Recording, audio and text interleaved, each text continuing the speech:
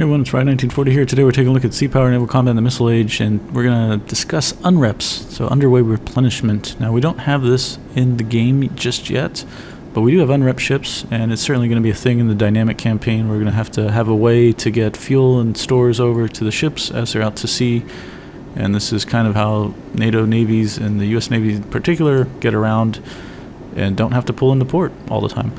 Really, you just got to do it when you need to get ammunition. Well, you can transfer ammunition at sea, but talking about like missile reloads and stuff, you really can't do that at sea. You got to do it in port. The Navy just recently was able to demonstrate they can do it. They transferred a VLS cell over from an UNREP ship, and then they loaded it into place at sea, I think in October or September of 2024. So it's just a brand new thing that was experimented on for a couple years, and they finally demonstrated they can do it at sea. Anyways, so let's talk about UNREPs. That's short for Underway Replenishment, which is, there's two ways you do it. You got Connected Replenishment, so CONREPs, and you got VERTREPs, so that's the vertical replenishment, vertical being helicopters. And in the game, it's pretty neat. The artwork's really detailed, so we can actually talk to this stuff kind of realistically. Now, we've got the T's here, if you notice, on the flight deck, and there'll be T's on that as well. That's actually to tell the aircrew you can put pallets here, and so they are only going to drop pallets in this area, and that's important because we want to have a safety buffer for the people that are going to be standing out here, the flight deck crew. And usually there's a TP-way hatch here. This will be open because basically they're going to drag the pallets as they come over kind of around here and start breaking them down and shoving them into the ship, and there's going to be a chain of people that are going to pass all the food and stuff all the way down to the cold store or the dry store and do it that way.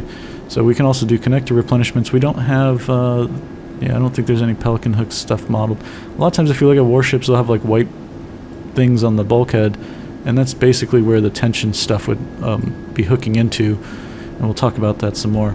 So when we're doing connected replenishments, it's kind of like this giant choreography of ships and stuff operating so closely together, and it starts with flags. So the Romeo flag is the one that they're going to use. That's a red flag with a yellow cross on it, and the control ship, once they're steady on course and speed, they'll put up Romeo at the dip. When I say at the dip, that just means it's halfway up the yard arm. So it's going to be on the yard arm. That is the side they want to connect on, and we're going to have it also on the yard arm that we're going to connect on, the side that we're going to connect on. So they'll put Romeo at the dip, and what that indicates to us is, hey, I'm ready for you guys to make your approach, and we'll put ours at the dip to let them know, okay, we're ready to make our approach as well. And when they put it closed up, when I say Romeo's closed up, basically when a flag is closed up, it's all the way to the top. So when they say Romeo's closed up, that's them telling us, hey, you can make your approach now, and we'll close up Romeo, and that indicates to them, okay, we're going to make our approach now. So now everybody is on the same page, and we can start to come alongside. When we come alongside, it's pretty crazy because you can see just the bow and stuff. There's different pressure zones along the hull, right? So the bow is pushing away water. They're pushing away water on their bow, and the stern's all churned up as well. So once we get close to them, we kind of become hydrodynamically linked, and we got to be really careful because, there'll start to be a channel that's formed, right? And the speed of water is going to be probably faster in this area, and eventually you can kind of get the Venturi effect where you're just going to get sucked into each other and collide. And it does happen. I've seen it when I was in the Navy, like my time off the coast of San Diego. I think one of the amphibs got sucked into the UNREP ship, and they just swapped paint. Luckily they didn't really break anything, and no one got hurt, so that's good. But UNREPs in general are super dangerous. There's a lot of ways that you can get hurt really bad, but we do it so much that it's just like second nature, and people look out for each other, and there's a lot of safety observers. On each line, you're basically going to have 15 or 20 line handlers, and then you're going to have a team of safety observers and other personnel doing very specific things for each station. Okay, so as we come alongside, basically Romeo is going to be lowered once the first messenger line is taken in hand. And how do we even do that? Well, once we figure out what station we're going to go to, actually the stations here are modeled really well. The numbers system is correct. It's port even, starboard odd, so you got the port side numbers are all even numbers, as you can see there. And starboard side is going to have odd numbers. Yep, there we go, 9. And you can see some of these indications here, these symbols. So if you see red, blue, green, and yellow, then that's telling you at this fuel station I can take F76 or F44, so that's going to be diesel fuel marine, which is the DFM fuel is what they use in the LM2500s, the gas turbine engines in these ships. Obviously some ships have different engines and turbines, but OHPs have the LM2500s, same as the Tychos and I think the Sprucans, as well as the Arleigh Burkes that came later on. So they also take F44, which is people know that as JP5, so that's a jet fuel, which you would need, right, to refuel helicopters at sea. So this station, this is how they look. This is telling you can get both types of fuel here. That's really cool. A lot of times you'll see little forklifts actually driving around in here because they'll drop the pallets off right here, and this is the CONREP station. So this is where you get your palletized goods. And this stuff symbolizes that you can take goods here. The P symbolizes that you can take personnel like highline transfer, which is pretty scary. We normally don't do that. It's not very it's not the ideal way to get people to ships, but you certainly can do it. A lot of times they'll just use PAX transfers with helicopters. It's just safer and easier. And the red indicates that you can take ammunition can cross here. So yeah, when we come alongside like this, the first thing they're going to send over are shot lines, and they'll tell us that they're ready to receive some lines. You'll hear an announcement basically telling them to prepare to receive shot lines and for all personnel topside to take cover. So people will all hide. They'll have all their line handlers out here too, so they'll all hide behind something and crouch down. And your gunner's mates, usually it's the gunner's mates that do it, they'll have M14s that have some sort of, it almost looks like a grenade launcher attachment at the end of the barrel, and inside of it is this huge rubber block that they shoot as a projectile, and attached to it is a shot line. So they'll shoot it over for each line, and then someone's going to have to quickly run out and grab it before it bounces over the side. Sometimes you miss, sometimes it just hits the deck and it rolls off, and then they got to do it again. Once the lines come across, they're going to attach their messenger line to it, and so we'll pull that shot line back over, and now we've got the messenger line, and attached to the end of the messenger line is going to be the beginning of the span wire. So those guys would actually hook into posts and stuff. So for like the CONREP line, there'll be like a pelican hook thing. They're kind of the like yellow bits and stuff that are, or not yellow, white things on the bulkhead. And once that span wire is attached to it, they'll tell everybody that they're ready to take tension. We'll kind of get out of the way to make sure we're safe in case the thing pops. And the bridge has to be alert, because you imagine 3 or 4 lines connected and they're all taking tension to them. You're going to feel the ship try to pull in with each other. So they need to be super careful about that. So as that comes to tension, then we can pull over another line that's going to be attached to the, I think it's the Star Messenger line. That's going to be attached to the saddle that's going to pull the fuel probe over, in this case, if we're talking about fuel. And then the line handlers will all have to pull that. The guys here are actually operating the brakes and stuff on this because they don't want it to come, unravel like at an uncontrolled pace. So they kind of put some pressure on it, and it kind of sucks because if you're on line handlers, you got to pull against that, and you got to pull it hard enough so that the probe actually seats inside this receptacle here. If it doesn't, and then you come to pressure, what ends up happening is this should just blow out with fuel. And I've had it happen to me before where I was number 1 guy on the line, and luckily we all saw what was happening in the instant it did, and we turned around so we didn't get it in our eyes, but fuel sprayed everywhere, got all over us too, but kept our face clean, which was good. So yeah, you got to be careful when you seat that stuff. And being on fuel line is pretty neat because you can just kind of hide after that. You kind of just have to be around in case we have to do an emergency breakaway, but you don't have to do a lot of work after that. It just sucks if you have to do it a lot, because sometimes it's possible this probe doesn't seat for whatever reason, the receptacle's broken, or the fuel pump turns out doesn't work on the UNREP ship at that station, and then you got to maneuver to get to a different station. And I've had one, we called it the UNREP from hell. It took what normally takes about an hour to end up taking like 8 hours off the coast of San Diego. It was absolutely brutal. Every station we tried just didn't work for whatever reason on our ship or on the UNREP ship, and it took forever to find a combination that worked. It was outrageous. It was brutal. I think we started midday and we didn't get done till like 8 p.m. It was just awful. Yeah, so I'm sure many of you guys have stories like that when you were in the Navy.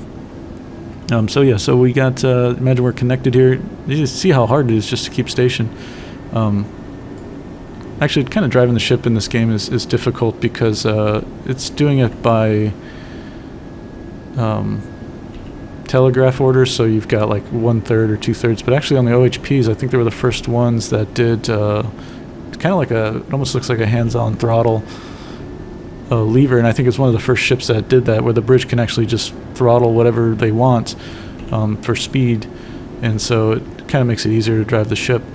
And they can put it in bridge control, but they can also hand the control over to aft steering, so aft steering can drive the ship as well. And in fact, when we're in port, they would turn over the control to aft steering as they shut the ship down. And one time in Panama, actually, we pulled in, and we kind of had it was nose in, so we had the pier to the port side, and then there was kind of like just shoreline that was ahead of us. And I was a safety observer, I think, or one of the line captains on line 6, maybe, if that was the case. And we had just doubled up our lines, so we were properly moored to the pier at that time.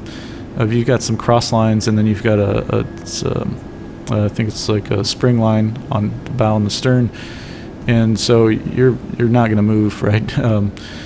And we're done with that. The bridge was basically handing over the throttle control to aft steering, and unfortunately in aft steering they had nudged the throttle and they didn't really notice that. So when the bridge gave them control, I remember hearing the ship kind of rev up and then start moving forward at like a couple knots, and all of us kind of stood back from the lines because we were afraid that they were going to start popping, because they can only take so much force. Eventually they could fail. And luckily the ship was held in place by all the lines, and they finally caught it and throttled down, and we lurched forward a little bit, but we didn't go into the shoreline ahead of us, which was really good. Yeah, so that's that story.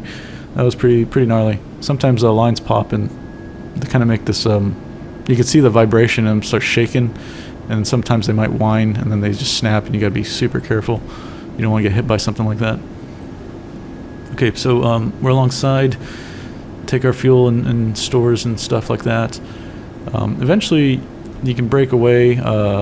Normally the strike group is going to have the carrier be on this side, so if you can imagine the carriers, the island is on the starboard side, so it's easier for them to have control and situational awareness if they sit on the port side of the UNREP ship. And so if you look at the carrier models, they normally have all their UNREP stuff on their starboard side.